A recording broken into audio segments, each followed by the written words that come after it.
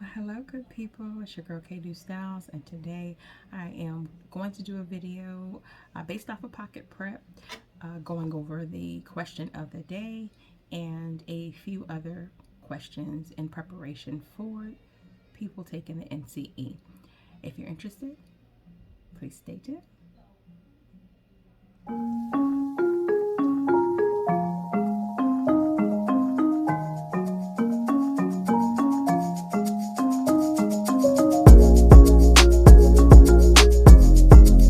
It says, which of the following is true regarding the presence and rights of lesbian, gay, bisexual, and transgender persons in the United States? It gives us four options to choose from.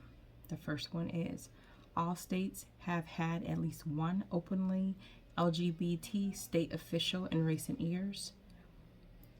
Option B, most Fortune 500 companies do not protect workers based on sexual orientation. Option C, 25% of Americans identify as lesbian, gay, or bisexual. And the last one, most LGBT clients do not see themselves as living in a hostile world. Now, I would basically say answer this by process of elimination. I think that's kind of how I've always, if I don't know an answer right away, then I go through the process of elimination. That's the best way. So again, I'm going to read the question one more time, and then I'm going to give you the choices.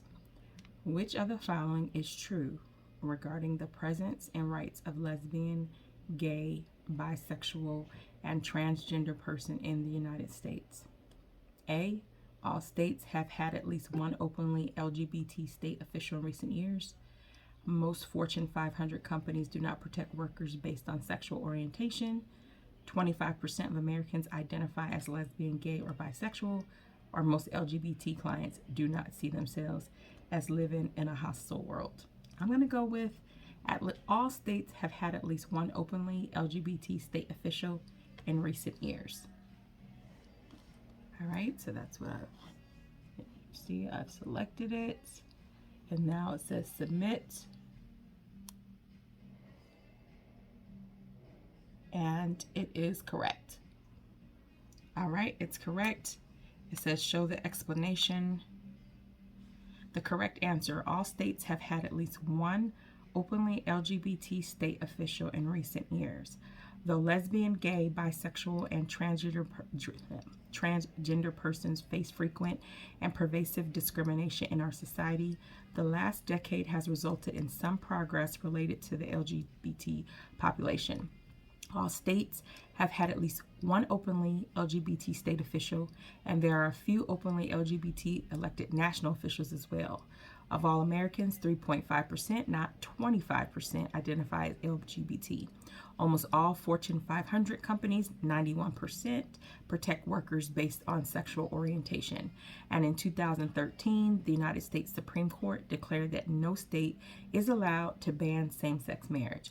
Despite this progress, LGBT persons live in an often hostile world and are forced to navigate many negative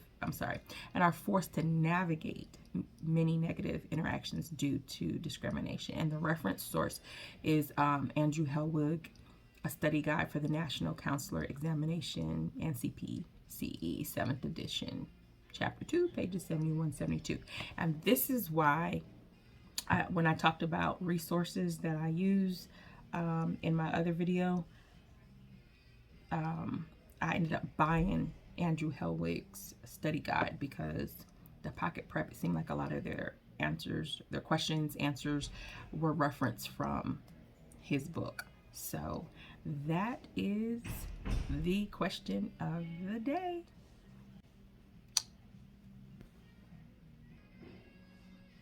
Okay, I'm going to do 3 more questions before my client gets here.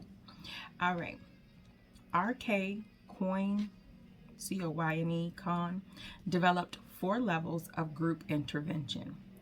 What are these levels? Okay. Question again. R.K. Coyne developed 4 levels of group intervention. What are these levels? All right, so here's our options. forming, norming, storming, or performing. Next, individual, interpersonal, organization, community.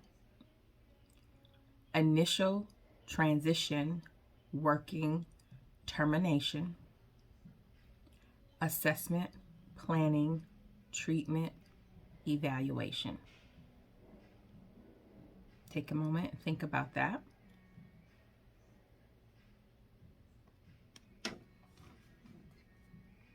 R.K. Qotd developed 4 levels of group intervention. What are these levels? All right. And so I'm going to go with individual, interpersonal, organization, and community. The correct answer. The group work grid refers to R.K. Qotd's 4 levels of intervention: individual, interpersonal, organization, and community populations. These are different from the various models of group development, such as Gerald Corey's stages: initial, transition, working, and termination, or Bruce Tuckman's stages: forming, storming, norming, and performing.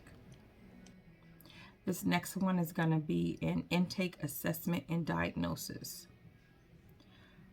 All of the following are types of validity, except which one? All of the following are types of validity, except which one? Face, equivalence, content, or predictive. Again, your choices are face, equivalence, content, predictive.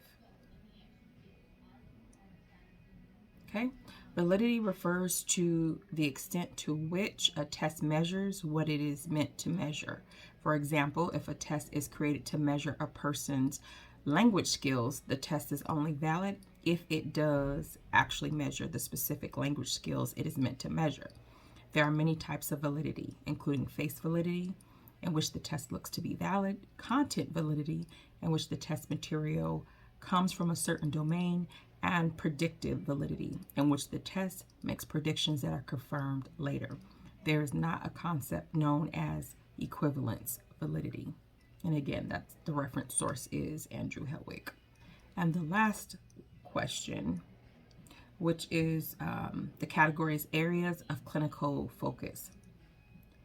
Computer programmer and chemist are examples of what type of career, according to Holland? Computer programmer and chemist are examples of what type of career, according to Holland? Realistic, investigative, enterprising, conventional. Realistic, investigative, enterprising, or conventional. Well, I should have said pause for a second and think about it. Pause for a second and think about it.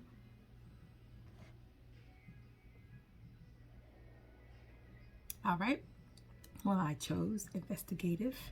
And then the explanation is John Holland's career theory is structural in approach, but he believes that career choice is an expression of personality.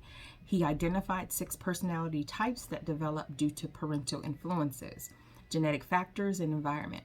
These types include realistic, explicit tasks requiring physical work, e.g. mechanic; investigative, intellectual, and prefers systematic, creative activities; artistic, imaginative, social, enjoys interacting with and helping others; that's me, social; enterprising, prefers leadership roles; and conventional, practical, ordered. Computer programmer and chemist are examples of the investigative career style. Yeah, so you know that you can score in those different categories, but it'll list like your highest to lowest, and sometimes some may be equal. But for me, every career test, career interest inventory or so that I've done throughout my life has always been strong in social. I am very much a helper, a fixer, and I've had to learn that you just can't do the fixing for everyone. can help guide them to correct, and fix some of the problems in their lives, but can't do the work for them.